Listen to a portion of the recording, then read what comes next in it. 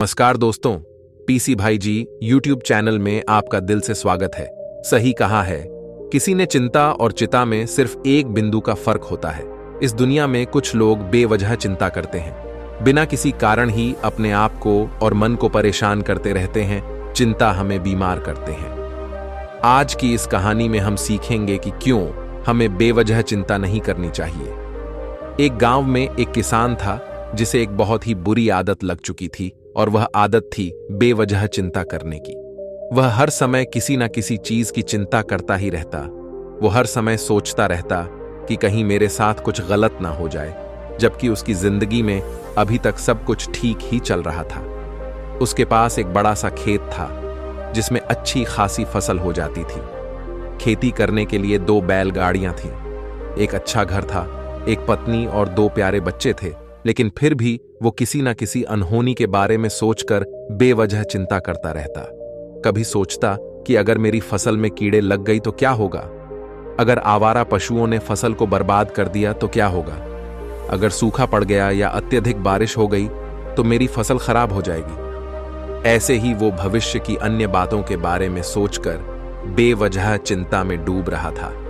जैसे कि कहीं खेती के समय मेरे बैल बीमार ना पड़ जाए, मेरे बच्चों का भविष्य कैसा होगा, कहीं बुढ़ापे में मुझे कोई बड़ी बीमारी ना हो जाए, मेरे बच्चे बुढ़ापे में मेरा ख्याल रखेंगे भी या नहीं, वगैरह वगैरह। अपनी इस लगातार बेमतलब चिंता करने की आदत की वजह से वो असंत और परेशानी लगता था, और अब उसका किसी भी काम में मन भी नहीं लगता था। उसकी पत्नी ने भी इस बात को अनुभव किया कि उसे बिना मतलब चिंता करने की आदत पड़ चुकी है। उसने उसे कई बार समझाने की कोशिश भी की, तुम बेवजह चिंता करना छोड़े दो, लेकिन उसके समझाने का कोई मतलब नहीं रहा।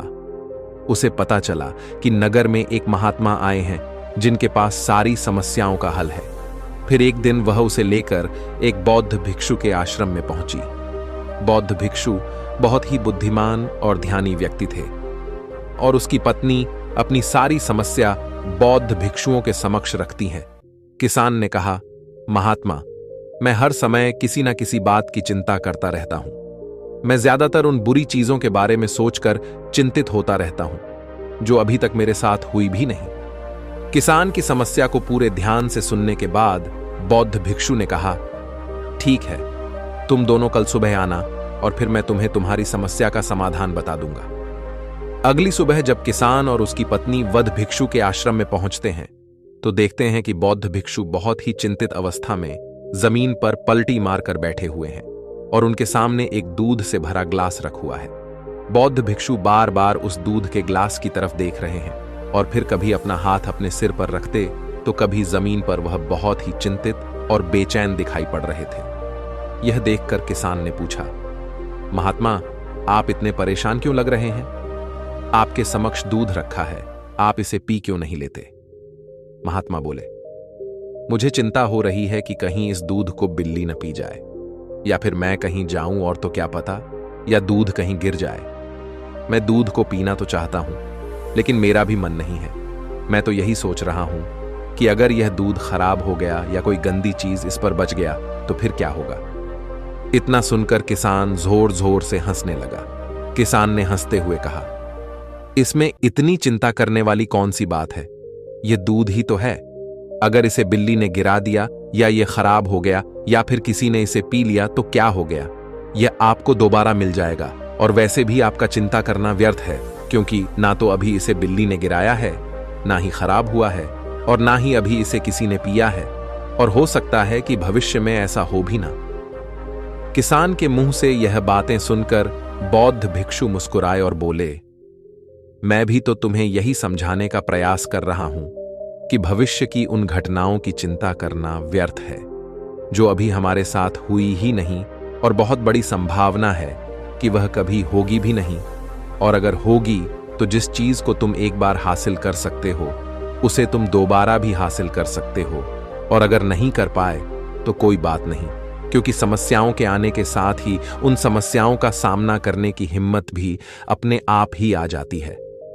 ये बातें सुनने के बाद किसान को लगा जैसे किसी ने उसके गाल पर एक थप्पड़ मारकर उसे नींद से जगा दिया हो। उसे महसूस हुआ कि वह भी तो यही गलती कर रहा है। वह भी तो भविष्य की उन घटनाओं के बारे में सोचकर चिंतित हो रहा है जो अभी तक घटी ही नहीं और शायद कभी घटेगी नहीं।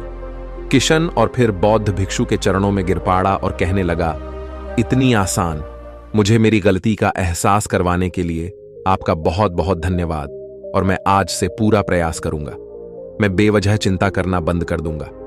जापान में एक लोकप्रिय कहावत है, अगर तुम चल रहे हो तो सिर्फ चलो, अगर तुम खा रहे हो तो सिर्फ खाओ, लेकिन एक समय में सिर्फ एक ही काम करो, चिंता ना करो। इस लोकप्रिय कहावत के अर्थ ने मुझे हैरान कर दिया था, और सच कहूं तो मुझे ऐसा लगता है कि कहावत के अर्थ में ही वो राज छुपा है जिसे अगर किसी ने अच्छे से समझ लिया और अपने जीवन में उतार लिया तो वो चिंता के बंधन से ही हमेशा हमेशा के लिए मुक्त हो जाएगा। इस कहावत के अर्थ के बारे में हम आगे बात करेंगे, लेकिन उससे पहले देखते हैं कि हमारे दिल दिमाग में इस तरह के विचार ज्यादा चल रहे होते हैं। पहला, क्या मैंने यह काम सही से किया? दूसरा, क्या मैं इसे और बेहतर कर सकता था? तीसरा, इसका परिणाम क्या होगा? और चौथा, लोग मेरे और मेरे काम के बारे में क्या सोच रहे होंगे?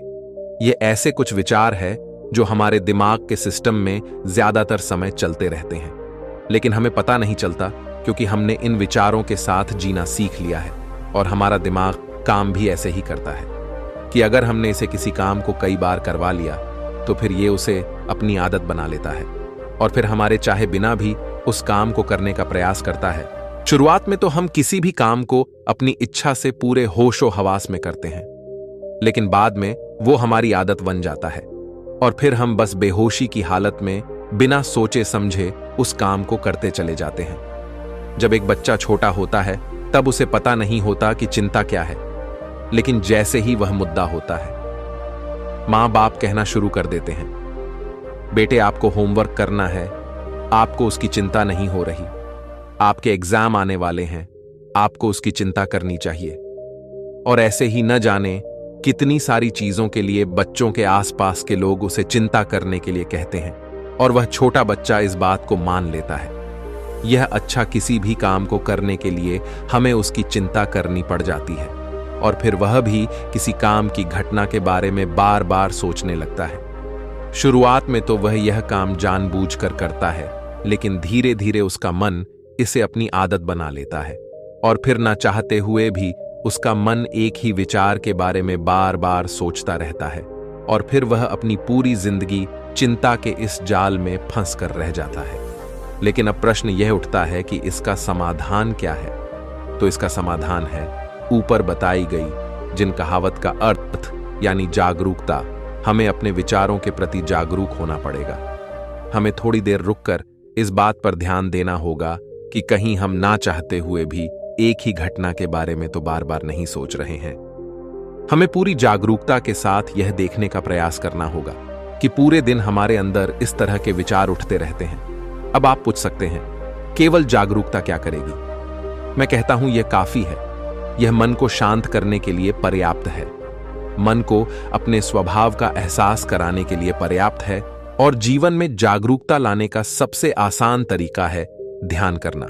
ध्यान करने के दौरान अपने विचारों पर ध्यान देना, और जब आप पूरी जागरूकता के साथ अपने विचारों पर ध्यान देना शुरू कर देंगे तब आप पाएंगे कि आपके मन में चलने वाले गैर जरूरी विचार एक एक करके अपने आप ही गायब होना शुरू हो जाए। कहानी आपको अच्छी लगी हो तो इस स्टोरी को अपने दोस्तों को जरूर शेयर करें और ऐसी कहानी सुनने के लिए पीसी भाई जी यूट्यूब चैनल को सब्सक्राइब करें। तब तक मिलते हैं हम आपसे ऐसी ही एक और प्रेरणादायक कहानी के साथ अगले दिन। धन्यवाद।